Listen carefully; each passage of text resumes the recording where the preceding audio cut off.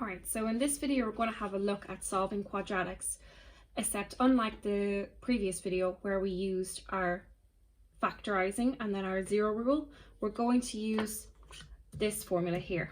Okay, it's the quadratic formula, or commonly known as the minus b formula. It's in your log tables, so you'll never have to learn it off, but you'll probably use it that much that you will know it off eventually. So this formula works on quadratics of this form. So quadratics of the form ax squared plus bx plus c is equal to 0.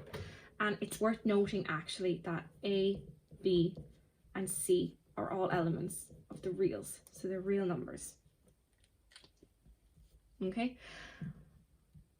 And what we have here is that we can use this formula for x. So this gives us that x is equal to minus b plus or minus the square root of b squared minus 4 times a times c all over 2a.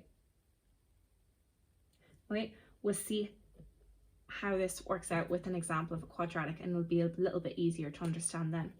So my first one that I'm given here is x squared minus 6x plus 5 is equal to 0.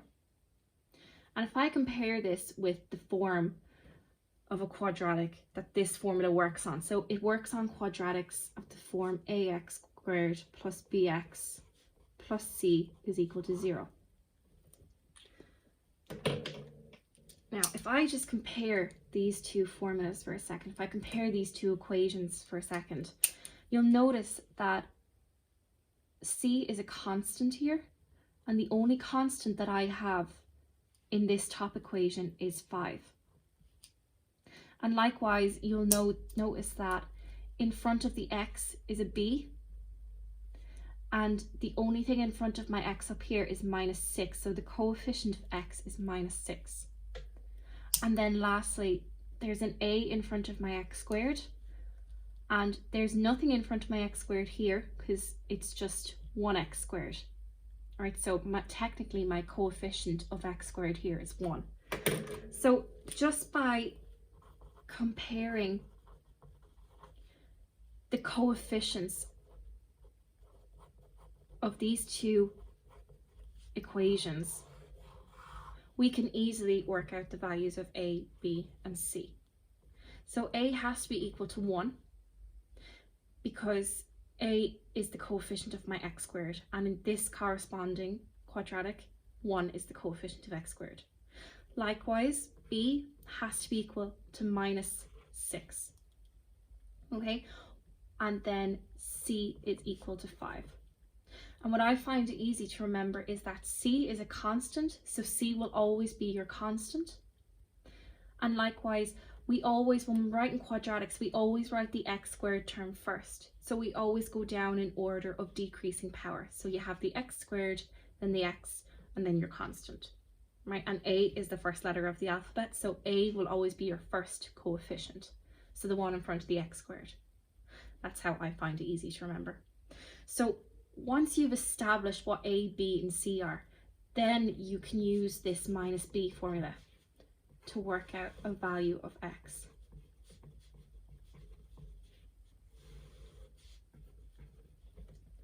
So your next step here is to start filling in your a, b, and c into this formula. So what I'll do is I'll write my subbing in a different color so it's easy to see.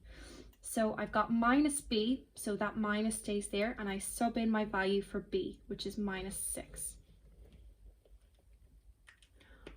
And then I've got plus or minus, big square root, and then I've got b squared, so I put in minus 6 where the b is, and that's all to be squared.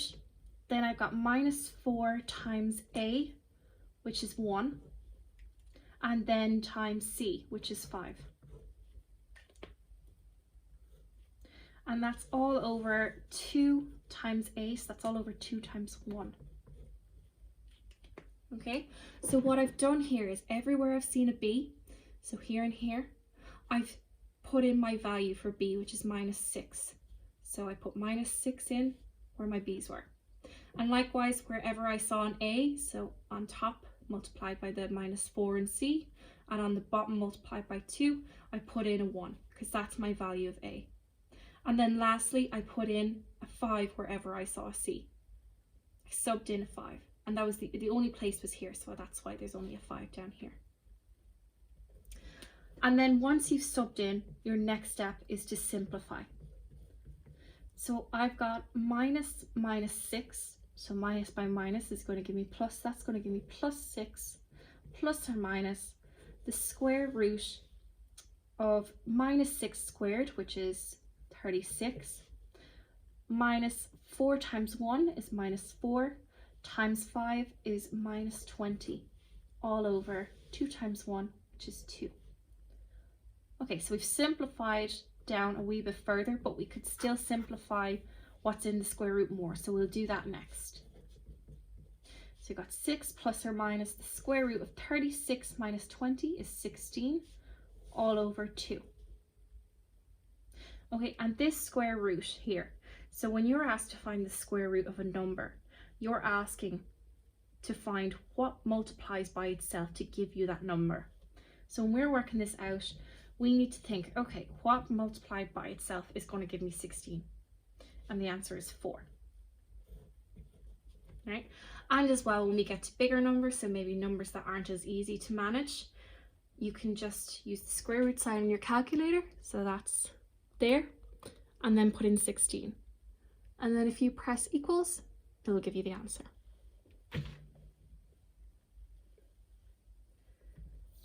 Okay. And as well, it's worth noting that when you square root a number, you should get 2 answers. So as in this case, it gave me 4, but if I multiply minus 4 by itself, I will also get 16. That's why the plus and the minus is in there. So that's already accounted for. So you just take the positive number. All right. Now what's going to happen is we're dealing with a quadratic, so we know we should be looking for 2 values of x. So what I'm going to do is I'm going to take, see the way it says 6 plus or minus 4 over 2? So I'm going to take one scenario and then the other. So the first scenario would be when it's 6 plus 4 over 2. Well, that's going to be x is equal to 10 over 2. So x is equal to 5. Sorry, I might have gone off the page there.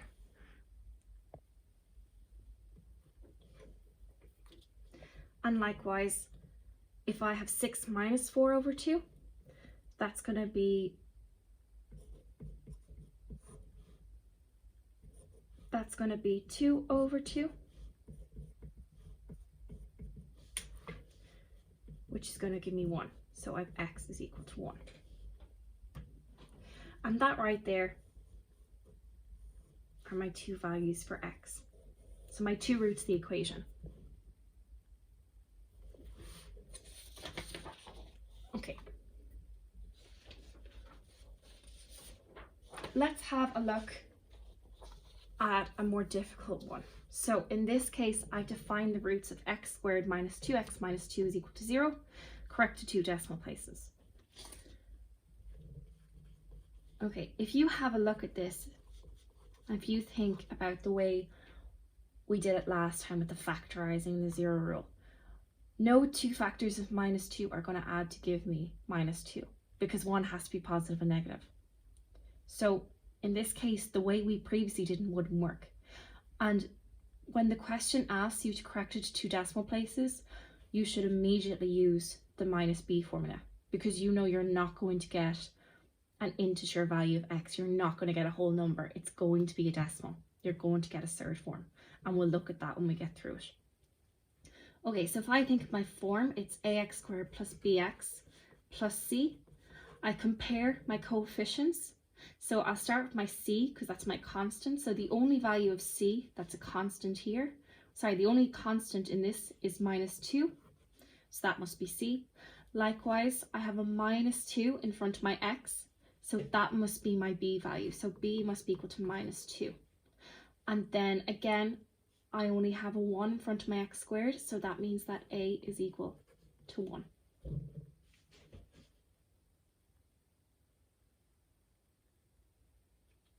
Okay. And then we're going to use our formula. So x is equal to minus b plus or minus the square root of b squared minus 4ac all over 2a. All right, and again, anywhere I see an a, I'm going to sub in 1. Anywhere I see a b, I'm going to sub in minus 2. And anywhere I see a c, I'm going to put in minus 2. All right, so x is equal to minus b, so minus 2, plus or minus the square root of b squared, so minus 2 squared minus 4 times a, so times 1, and then times c, so times minus 2, all over 2 times 1. And then I'm going to start simplifying. So x is equal to minus 2, that's 2, plus or minus the square root of minus 2 squared. So minus 2 times minus 2, that'll give me 4. Minus 4 times 1 is minus 4. Minus 4 times minus 2 is going to give me a plus 8, all over 2. Okay, and then I've got x is equal to 2 plus or minus the square root of 4 plus 8 is 12 all over 2. Okay, and you'll notice now that you can't really think of two numbers that will multiply together to give you 12. Well, two whole numbers anyway.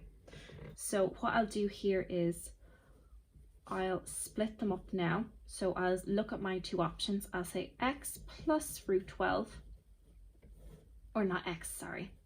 X is equal to 2 plus root 12 over 2, and x is equal to 2 minus root 12 over 2.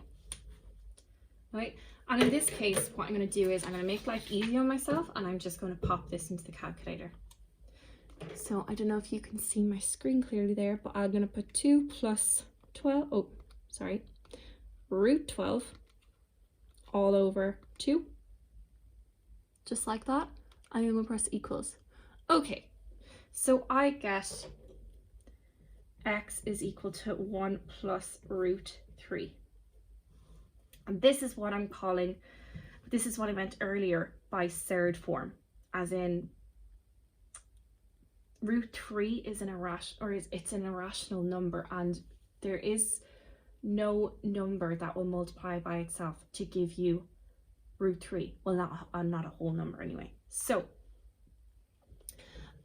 my question wanted me to correct 2 decimal places. So if you have a look at this SD button on your calculator, if you're using a Casio, if you press that, it'll change it to decimal form. So that's reading 2.73. 2, so I corrected it to 2 decimal places, so I get x is equal to 2.73. And then we're going to do the same with the other side. So in this case, it's 2 minus root 12 over 2.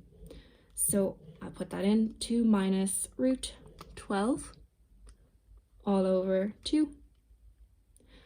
And I get x is equal to 1 minus root 3.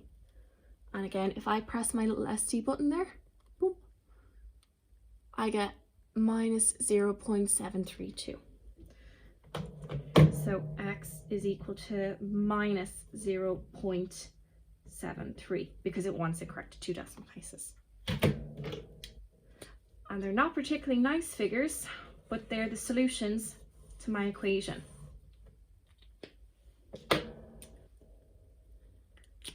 And I can check that I'm correct. So what I can do is, if I sub my answers back in to my original, so if I put in 2.73 here and here, I should get 0. So let's have a go at it. Or I should get something close to 0, because remember we did round it.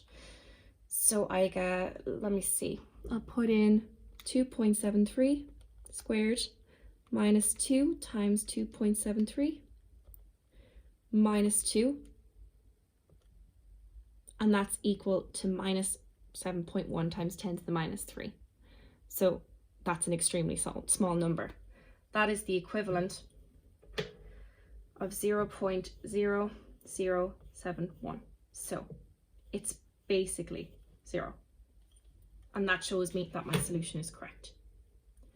Okay, and likewise, if I was to do the same with minus 0.73, so if I do minus 0.73 to be squared, minus 2 times 0.73, minus 2. Ooh. Oh, sorry, I forgot that was supposed to be a minus.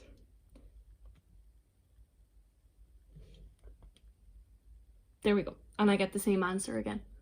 So an answer very close to 0. The reason it's not exactly 0 is because we corrected 2 decimal places. Had we put in all the decimal places, we would have got an answer much closer to 0.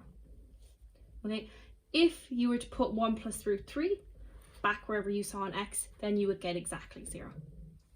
But it's because I put in the decimal versions, corrected 2 places, that we didn't get 0. Okay, I hope this helps with you using the minus b formula.